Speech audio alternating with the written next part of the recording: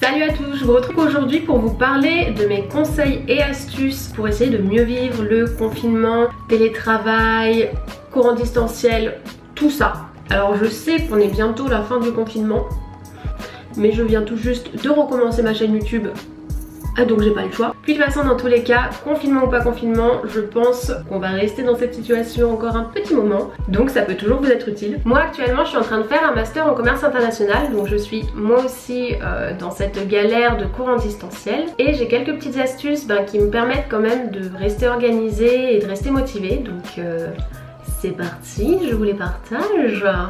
C'est cadeau. Premier conseil, gardez son rythme habituel. Bon, je pense que c'est un secret pour personne. La situation actuelle est un petit peu inhabituelle et je pense vraiment que c'est surtout dans des situations comme ça qu'il est très important d'avoir une routine. Il a d'ailleurs été prouvé qu'avoir une routine c'est très bénéfique pour notre santé et mentale et physique, parce qu'en fait le corps aime être en autopilote et plus tu auras de décisions à prendre, plus tu auras du stress et par ailleurs plus tu risques de procrastiner. Par exemple, mettons, vu que tu sais que tu peux te réveiller plus tard, tu peux très facilement te dire ouais bon je peux me regarder un épisode de plus, et ça jusqu'à 3h du mat. Sauf qu'en faisant ça au réveil tu seras fatigué, tu n'auras aucune motivation, tu risques de rester sur ton téléphone pendant des heures et tu seras pas du tout productif. Alors moi ce que je peux vous conseiller c'est d'essayer le plus possible de garder votre routine habituelle de quand vous préparez pour aller au travail, en cours, peu importe. Si vous prenez votre douche le matin, prenez votre douche, prenez votre petit déjeuner, faites tout ce que vous faites d'habitude. Et surtout au niveau des cours, si par exemple vous avez des cours qui ne sont pas en direct,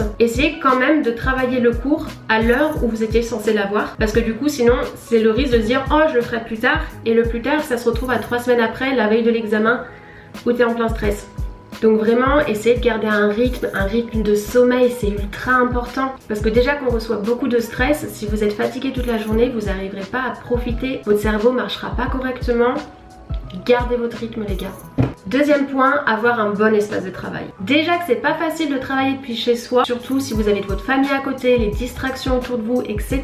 Garder un endroit propre au travail, ça va être ultra important. Il y a des études qui ont montré qu'on n'arriverait pas à se concentrer dans un environnement qui est désordonné, parce qu'en fait nos cerveaux seraient attirés par chaque petit élément qui ne correspond pas à la tâche qu'on est en train de faire. Et du coup, on n'arrive pas à se concentrer. Et puis surtout, si tu arrives sur ton bureau et que tu vois qu'il est en bordel, ça donne pas très envie de travailler, alors que si tu prends juste 5 minutes par jour avant de bosser pour ranger ton bureau, déjà tu seras beaucoup plus productif et tu auras beaucoup plus envie de te mettre à bosser.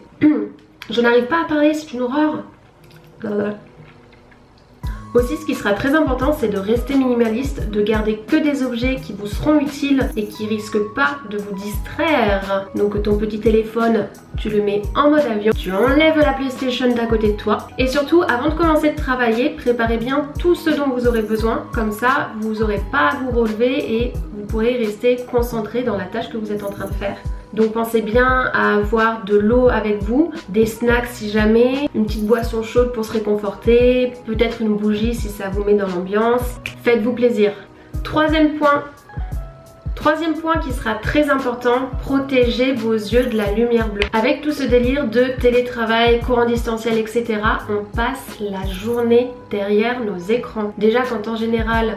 Voilà, mais alors là, déjà on se réveille, on regarde sur nos téléphones nos petites notifications, les petits messages, puis ensuite on va sur notre ordi, on suit nos cours où on travaille, blablabla. Hop, j'ai une petite pause, écoute, je vais me regarder une petite série pour me distraire. Ça fait que nos yeux sont constamment agressés par les lumières bleues. D'ailleurs, si vous remarquez qu'en ce moment vous avez beaucoup de migraines, de fatigue au niveau des yeux, du mal à dormir, c'est sûrement à cause de ça. Donc pour essayer de limiter tout ça, mettez vos écrans en mode nuit, ça permettra de filtrer au maximum les lumières bleues, et aussi dès que vous pouvez essayez de passer le moins de temps possible derrière votre écran. Le soir, au lieu de regarder la télé ou alors une série ou je ne sais quoi, profitez-en peut-être pour soit passer une soirée avec votre famille, soit pour lire un livre. Bref, essayez de ne pas passer votre journée entière derrière les écrans.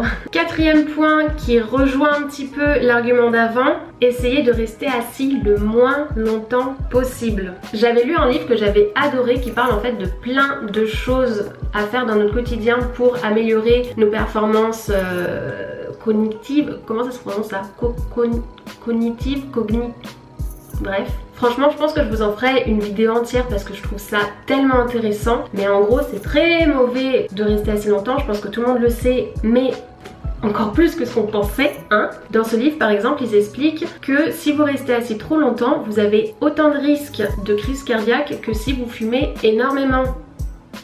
Je vous en reparlerai parce que je trouve ça trop intéressant. Mais pour le moment, ce que je vous conseille, c'est vu que pareil, on est toute la journée derrière nos écrans, assis pour la plupart du temps, comme ça, hein, on va pas se mentir. Essayez le plus souvent de vous lever. Pourquoi pas, si vous pouvez travailler debout, bah essayez de le faire. Et si vous pouvez travailler qu'à votre bureau, au moins dès que vous avez une pause, levez-vous, étirez-vous, allez vous dégourdir les jambes, marchez un petit peu. Mais vraiment, essayez de rester assis le moins longtemps possible. 5e point, prenez du temps pour vous et pour vous reconnecter à l'extérieur. Je pense que la situation est déjà assez stressante pour la majorité d'entre nous. On peut pas sortir, il y en a peut-être aussi beaucoup d'entre vous qui sont tout seuls, qui vivent mal la solitude. Du coup, au lieu de rester chez soi toute la journée, dans son lit, en pyjama, dans le noir, sur son ordi, bah vaut peut-être mieux essayer de se reconnecter un petit peu à l'extérieur, de prendre du temps pour soi, mais surtout se reconnecter avec le moment présent. J'ai l'impression qu'en fait, souvent on a peur de se retrouver tout seul face à nos pensées.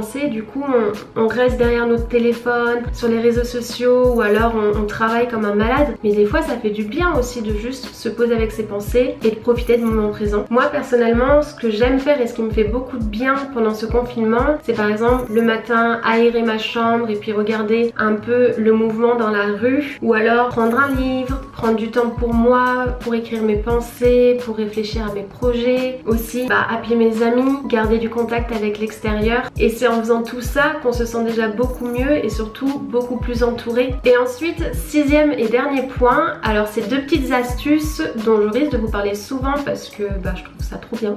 Le premier déjà, c'est de faire sa to-do list la veille. Comme ça, au moins dès le réveil, vous savez ce que vous avez à faire, vous le faites, pop pop pop, on est productif et ça évite surtout le risque de procrastiner. Je vous connais. Et surtout, comme j'avais dit au début de la vidéo, vu qu'on sait déjà ce qu'on a à faire, on a moins le stress de qu'est-ce que je fais, etc. Donc tout bénef les gars. Si vous avez du mal à vous mettre à travailler ou à réviser ou je ne sais quoi quand vous êtes tout seul, j'ai 2 conseils à vous donner. Première chose, faire un Skype avec ses amis, ses collègues, n'importe qui et bosser ensemble. Donc bon, après attention, je vous dis pas de vous appeler et de parler pendant 2 heures alors que vous êtes censé travailler. Non, non, non. En tout cas, je sais pas comment ça marche, mais moi à chaque fois que j'ai essayé de faire ça avec mes amis, alors que je suis du genre à avoir du mal à me concentrer, mais à chaque fois j'étais trop dans mon élément et bam bam bam, youhou. Donc ça vaut le coup d'essayer. Et dernière petite astuce, c'est la technique Pomodoro. Je pense qu'il y en a pas mal d'entre vous qui doivent connaître, mais si vous connaissez pas, c'est une technique qui a été inventée, je sais pas par qui, qui consiste en fait à mettre un chronomètre. Donc en général c'est vers 25 minutes et pendant ces 25 minutes vous avez aucune distraction. Vraiment vous éteignez votre téléphone, vous dites à votre famille de pas vous déranger et surtout vous-même vous restez concentré pendant ces 25 minutes. Et ce qui est bien avec cette technique, c'est qu'on se dit bon ça va, c'est que 25 minutes quand même, je peux le faire quoi. Soit si vous avez juste besoin de travailler un petit peu, vous faites ça et puis c'est bon, c'est terminé. Après si vous voulez réviser longtemps, l'idée c'est de faire 25 minutes, 5 minutes de pause, puis réenchaîner 25 minutes de travail, puis 5 minutes de pause. Après vous pouvez un peu adapter le temps comme vous le souhaitez. Et pareil, je sais pas comment ça marche, mais dès que j'essaye de faire ça, j'arrive tout de suite à me concentrer, même si ça fait 4 heures que j'essaye de me concentrer et que je n'y arrive pas. Donc voilà, c'est la fin de cette vidéo. J'espère que tous ces petits conseils auront pu vous inspirer, auront pu vous motiver, que vous aurez appris des choses. Si jamais vous avez d'autres conseils, n'hésitez pas à le dire en commentaire, comme ça pourra aider pas mal d'entre nous. Et si par exemple vous avez testé une des techniques que j'ai données et que vous voyez que ça vous a beaucoup aidé dans quelque chose que vous galérez à faire en général, n'hésitez pas à me le dire en commentaire, ça me fera ultra plaisir. C'est tout pour cette vidéo, j'espère que ça vous aura plu et je vous dis à bientôt.